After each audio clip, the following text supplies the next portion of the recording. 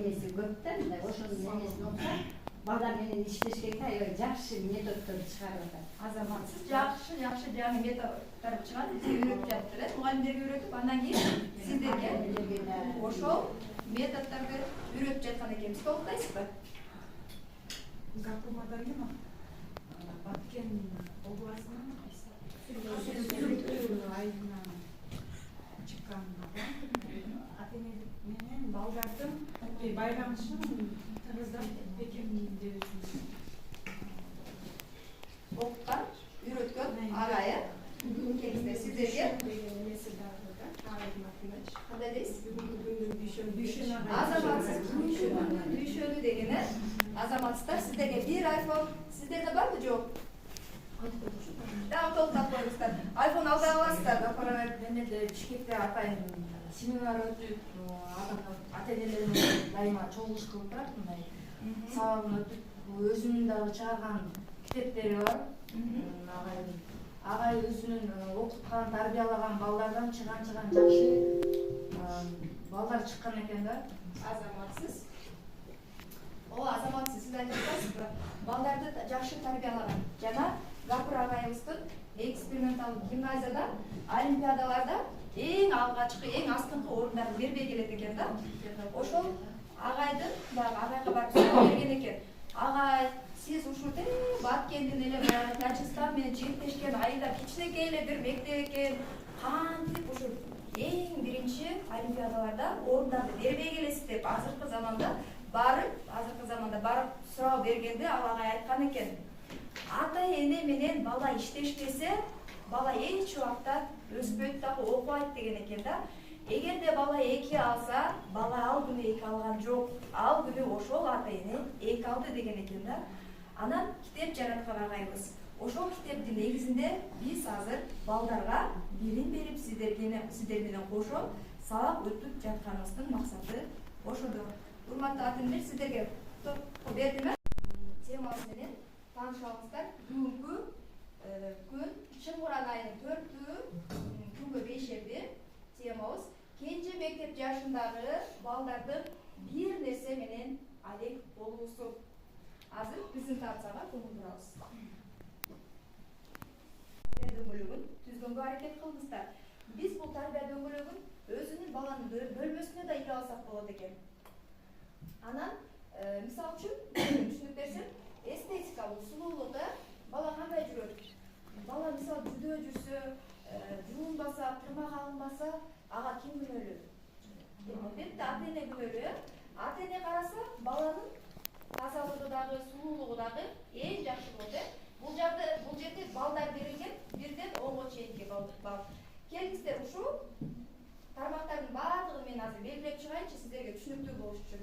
Менин кызым мисалы үчүн 5-чи класста окуйт. Менде да катачылыктар болот. Келиңиздер, анда тарбия дөңгөлөгүн түзүп көрөлү. Мисалы үчүн эстетика, сулуулук, тазалык жактан эми кыздар таза болот. Мен караганга аракет кылам. 10 балл бердим.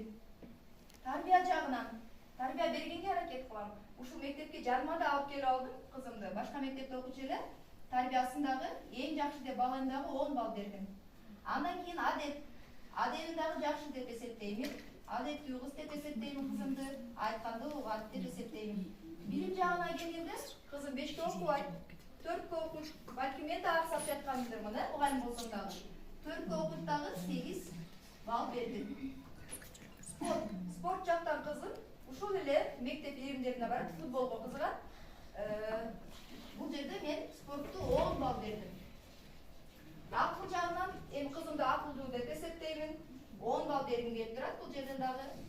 Андан кийин руханий жактан деген келгенде мен ойлонуп калдым да. Руханий жактан мен баламды, мен кызымды кантип байытып жатам десем, мен руханий жактан мен өзүм аксап жатам. Демек мен балама, мен кызыма, негизи эле бир эле кызыма эмес, 3 балама тең руханий жактан тарбия бербейт экенмин. Эмне үчүн? Мисалы үчүн поэзия кечелерине бизде жашынакай драма театры бар. Ал жака алып барбайт экенбиз. Керек болсо киного деле алып барбайт экен, чогучу. Мисалы үчүн китептерди оку деп мен кызыма жардам бербейт экенмин. Баягы эле оңой олтоң эле жомокторду окуса окуптур, бирок поэзияны мисалы үчүн Чыңгыз Айтматовдун тоң китептерин оку деп мен жол көрсөтпөйт экенмин дагы. Руханий жактан мен кызымды байыта албай жатырмын. Мен бул жерден кызыма эле эмес, бул жерде мен өзүмө бал бердим. Демек мен бул жерде 4кө келдим. 4 деп мен тарбия дөңгөлөгүн көрдүңүздөрбү? Тегерек болбой, кайра 4 балга түшүп кетти. Эмгек жагынан карасам дагы мен кызыма эмгек жактан дагы тарбия бере албай жатыптырмын. Багы өзүмдүн кичинекей кезимдеги убакытым менен салыштырып, өзүмдүн азыркы кызымды салыштырып көрүп, ушунчалык баягы кызымды жалкоо кылып тарбиялап атканымды ушул жерден байкадым дагы. Бул жерден дагы мен кызыма жана өзүмө 4 эле бал бере алдым. Андан кийин баардыгын улаштырып коштум дагы. Эми көрдүңүздөрбү? Тарбия дөңгөлөгү тегерек болбой, ийри буйру болуп калды. Эми бул жерде ойлосок болот, бул дөңгөлөктү биз машинага сала алабызбы? Арабага дагы сала албайт экенбиз, арабага салсак кандай болуп жүрөт? Бул ийри буйру болуп жүрө албай калат экен. Демек биз ушул тарбия дөңгөлөгү тегерек болгонго, жок дегенде жакындашканга көмөкчү болушубуз керек экен. Мен ойлонуп калдым, эмгек жактан жана руханий жактан мен өзүм аксап жатканымды байкадым. Эми келиңиздер, сиздер дагы мындан сиздерге тарбия дөңгөлөгү таркатып бергим келди. Муну үйүңүздөргө деле ала кетесиздер.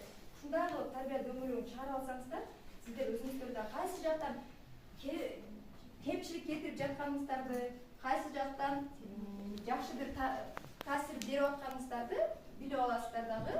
Ошол жактан көбүрөөк тарбия бергенге аракет кыласыздар.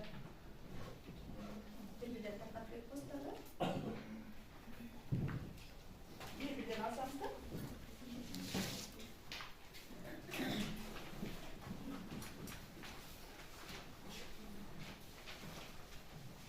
Эки мүнөт убакыт берип. Kitaplar jagынан байкалбады, тарбия жагынан илағат пунктуда. Адеп жагынан деле адептүү илағат, бирок билим жагынан слабый. Мойношик. Спорт жагынан неме? Жок спорт жагынан. Атыштырышыбыз керек. Атыштырышыбыз керек да. Акыл жагынан деле баягы неме? Кээ балдар жемесең, билекен айтсаң, сразу баягы толук түшүнөт го. Мен бул кечирек түшүнөт. Ата-энелер ушундай бал берет экен көрдүңүздөрбү? Руханий жагынан болду. Действительно, колдос бошой, өзү сөмөтпөй, бак көрүнбөй, мындай кылганда тияк калбай тияктан өтүп.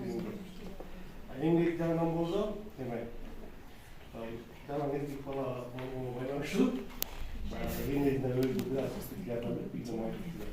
Канча бал бердиңиз эмгек жагынан? Ne болуп турду? Экинчиси математика сабагынан кайсы санга чейин үйрөтүлдү? 20 санына чейин сол бир жаткан ишет, андан кийинкилерин окуп аткан. Үчүнчүсү биздин класста окуган кыздардын Көрдүңүздөрбү? Бир эле мектепке үйгө балдарга келечек болбой калышы мүмкүн экен. Мен жана айтып кеттим го, 2 алган бала 2 алган жок, анын ата-энеси 2 алды деп жатпайлыбы? Демек, тарбия менен билимди кошо ата-эне менен мектеп биригип келип туруп, анан кийин балдардын тарбия дөңгөлөгүн тегерек кылып алсак болот экен. Анан дагы баягы ата-эне үйдөн суроо берет болду экен, байланышы бар болду экен, мектептен кандай маалымат алып жатасың деген суроолорду сиздер окуучуларга берет экениңерди билип, ушул жерден маалыматтарды алып бири-бириңиз менен бөлүшүп алдык. Аяктар астында упайларды эсептеп койсок. Упайларды санасаңыздар, могу жерде